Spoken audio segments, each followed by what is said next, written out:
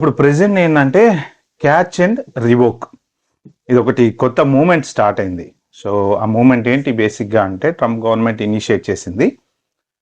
Students ఎవరెవరైతే ఉన్నారో వాళ్ళందరి అకౌంట్స్, సోషల్ మీడియా అకౌంట్స్ వాళ్ళంతటా వాళ్ళే ఆర్టిఫిషియల్ ఇంటెలిజెన్స్తో ట్రాక్ చేస్తున్నారనమాట.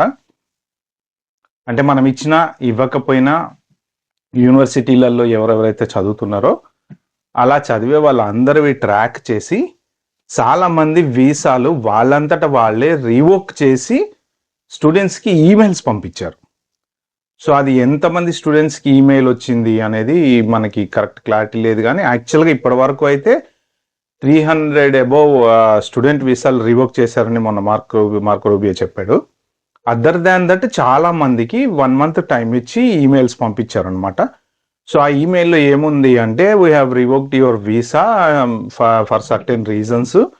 మీరు కనుక ఒకవేళ యునైటెడ్ స్టేట్స్లో ఉంటే మీరు 1 monthలో తట్టబుట్ట సర్దుకొని వెళ్ళిపోండి, లేకపోతే we will have to detain you, అంటే మిమ్మల్ని పట్టుకొని మళ్ళీ మేము డిటైన్ చేయాల్సి వస్తుంది అని చెప్పేసి ఆ ఈమెయిల్లో అయితే ఉందన్నమాట.